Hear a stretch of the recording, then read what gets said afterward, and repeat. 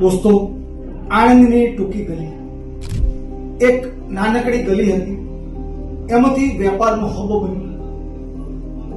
2 દાયકા પહેલા એ એકવાર તૂટી અને આજે ફરી તેનો આકાર બદલાઈ રહ્યો છે. છેલ્લા 3 દિવસથી ટૂંકી ગલીના આકારમાં ફેરફાર થઈ રહ્યો છે. તમે જુઓ તો હવે તે યુ આકારની બની ગઈ છે. એક તબક્કે એ ટૂંકી ગલી હતી, બીજા તબક્કે એ વાય ગલી બની અને હવે ત્રીજો તબક્કો આવ્યો છે કે યુ ગલીનો આવ્યો છે. દોસ્તો, 1975 સુધી ટૂંકી ગલી સાવ નાનકડી ગલી હતી. એની અંદર પતરાની પેટીઓ બને છે.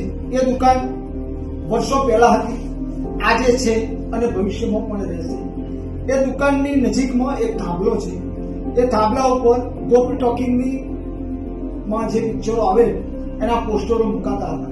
75 થી ચાલુ થઈ લગભગ 3 વર્ષ એ પોસ્ટરો ત્યાં મુકાયા. પછીથી ત્યાં પોસ્ટર મુકાવવાનું બંધ થઈ ગયું. આ ગલીની અંદર પહેલા છીકડીની 2 દુકાન હતી. આ ઉપરાંત માટીના વાસણો, ચલડીઓ વેચતી 3 દુકાનો હતી, જેમાં તવા, તવેથા, ચીપિયા, સાણસી વગેરે મળતું હતું. અને સામેની બાજુ ભગાસીના એક દુલાવ કાકા હતા, તેમની દરજીની દુકાન હતી. બીજી પણ 2-3 ખ્રિસ્તીઓની દુકાન હતી. પહેલા અહીંયા જે દુકાનો હતી તે મોટે ભાગે ખ્રિસ્તીઓની હતી. આઈપી મિશન ટ્રસ્ટના જે કોઈ માણસો અહીંયા રહેતા તે લોકો આ દુકાનો ચલાવતા હતા. 1975માં બજાર આણંદનું રેલવે સ્ટેશન તરફ આવવા માંડ્યું અને ટૂંકી ગલી વિકસતી ગઈ. 1980 પછી તેનો દાયકો શરૂ થયો.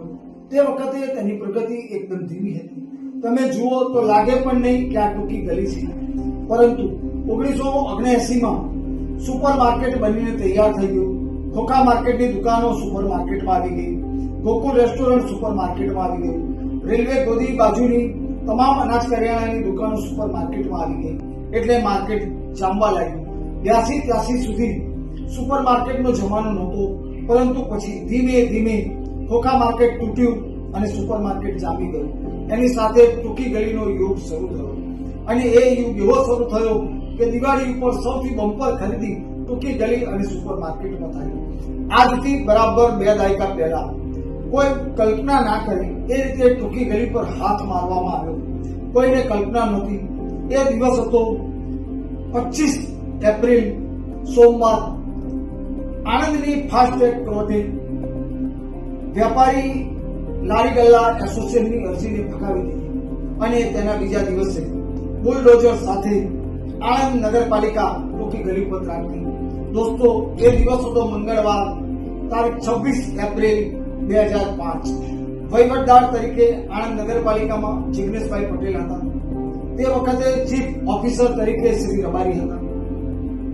ઓફિસ સુપરિન્ટેન્ડન્ટ તરીકે ભૂપેન્દ્રભાઈ પટેલ હતા.